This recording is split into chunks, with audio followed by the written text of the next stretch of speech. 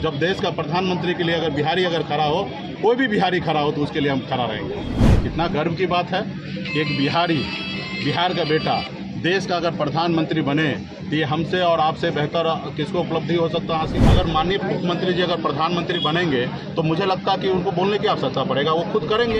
ऐसे नेता जो कल तक आप बिहार में थे, सरकार में थे तो कुछ नहीं, और आज सरकार से खाली बाहर चले गए तो जंगल राज आ गया। तो ये बिहार को बदनाम करने का साजिश रचा जा रहा है। बस के अवसर पर खास करके राष्ट्रीय विकास संगम के बैनर तले कार्यक्रम किया गया, तो सभी लोग यहाँ पे आए। खास करके हिंदी दिवस के सभी को शुभकामना दिया गया। बाबा साहब के बारे में बात को रखा गया। खास करके दलित, पिछड़ा, ओबीसी के लोग जो हैं आज वो संघर्ष नहीं कर रहे हैं, जागरूक नहीं हो पा रहे हैं, अपने बच्चे को पढ़ा नहीं लिखाने में बहुत पीछे रह रहे हैं। इसके लिए लोगों के बीच में जागरूक किया गया कि एक रोटी कम खाइए, लेकिन अपने बच्चे को पढ़ाइए लिखाइए, उसको काबिल बनाइए और संघर्ष कीजिए। अगर संघर्ष किए हुए आपको कोई भी चीज़ हासिल नहीं होगा। देश को आज़ादी कराने के लिए भी हमारे पूर्वज ने संघर्ष किए, बाबा साहब ने कितना संघर्ष किए, तब जाके वो संविधान लिखे जिसमें हम लोगों के लिए, SC ST के लिए, OBC के लिए आरक्षण का व्यवस्था किया गया। आज किस तरीके से देश में आरक्षण समाप्त किया जा रहा है, एक साजिश के तहत जितने भी बड़े बड़े संस्थान हैं उसको प्राइवेट कंपनी के हाथों में बेचा जा रहा है। तो इसके लिए हम लोग संघर्ष करेंगे ताकि आने वाले समय में हमारे विचारधारा वाले लोगों का सरकार देश में, राज्य में बने, ताकि हम लोग अपने लोगों के लिए नौकरी हो या तमाम ऐसी सुविधा है जो खास करके संविधान में जो दिया हुआ अधिकार है वो हमारे लोगों के बीच में पहुँचे। इसके लिए ही जागरूक करने का अभियान है और लोगों के बीच में सभी ने अपने अपने बातों को रखा और इसके लिए हिंदी दिवस पे सभी को शुभकामना दिया जाए। सर, आज़ादी के 75 वर्ष हो गए हैं, लेकिन जो पिछड़ों की राजनीति और भागीदारी जो जितनी सुनिश्चित होनी चाहिए वो आज तक नहीं की गई है। निश्चित तौर पे देश को आज़ादी के 75 साल बीत गए। आज माननीय प्रधानमंत्री जी ने आज़ादी के 75 साल पे जश्न उन्होंने देश में मनाए, लेकिन आज भी सच मायने में जाइए तो पूरे देश में आज गरीब, पिछड़ा, अति पिछड़ा, OBC के लोग आज भी आदि मानव की ज़िंदगी जी रहे हैं। आज भी वो पूरा मानव नहीं है। तो इस पर सरकार को सोचना चाहिए। आज भी लोगों, हमारे लोगों के लिए रहने के लिए घर नहीं है, उनके अच्छे जगह उसके बच्चे पढ़ लिखे रहे उसके लिए व्यवस्था नहीं है, वो उसके लिए अच्छा खाने पीने का व्यवस्था नहीं है। तो इसका माने में कह सकते हैं कि आज हमारे लोग जो है आदि मानव के जैसे ज़िंदगी आज भी जी रहे हैं। तो इसके ऊपर हम लोगों को संघर्ष करना है। सरकार को भी ऐसे वर्ग के लोगों के बारे में सोचना है। आज देश में जो हमें अधिकार मिला वो नहीं मिल पा रहा, तो इसके लिए हम लोग संघर्ष करेंगे। सर, अभी आपने जो कहा कि नीतीश कुमार और लालू प्रसाद से हमें मतभेद हो सकती है पर हम अलग नहीं हो सकते, तो क्या आने वाले समय में आप साथ में काम करेंगे क्या?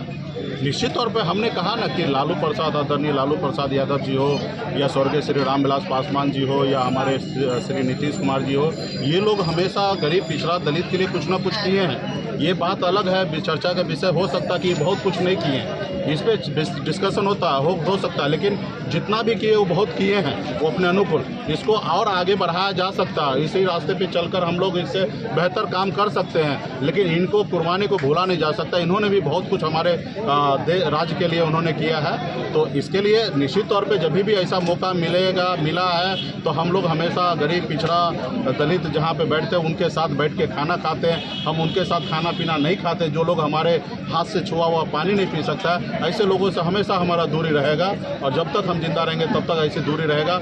जरूर गले मिल सकते हैं लेकिन दिल नहीं कभी मिलाएंगे। चुनाव होने की संभावना है, इसमें क्या कहना चाहते हैं? क्या आपकी पार्टी चुनाव लड़ेगी अगर चुनाव होगा तो? जब इस चुनाव निश्चित तौर पे हमारी पार्टी है तो चुनाव लड़ने के लिए पार्टी है।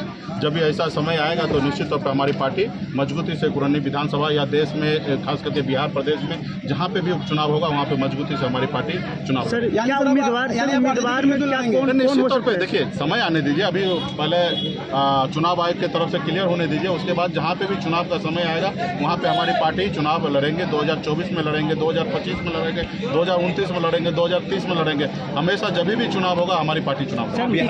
बिहार में जंगल राज की बात हो रही है। बेगूसराय में 11 लोगों की गोली मार दी गई है।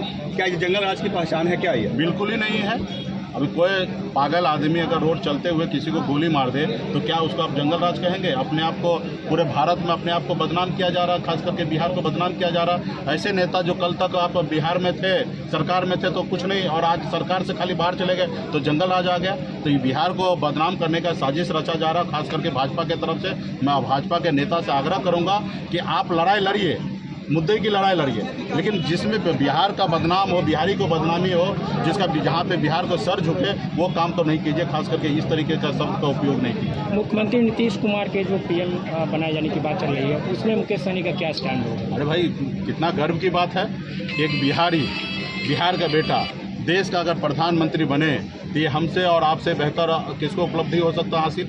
आज बताइए, जो काम के लिए माननीय मुख्यमंत्री जी आवाज़ उठाते हैं कि बिहार को विशेष राज्य का दर्जा मिले, यूनिवर्सिटी को राष्ट्रीय यूनिवर्सिटी का दर्जा मिले, तो ये सारे चीज़ें अगर माननीय मुख्यमंत्री जी अगर प्रधानमंत्री बनेंगे तो मुझे लगता है कि उनको बोलने की आवश्यकता पड़ेगा, वो खुद करेंगे। आज हमारे निषाद भाई के लिए आरक्षण के लिए अनुशंसा केंद्र सरकार को भेज दिए।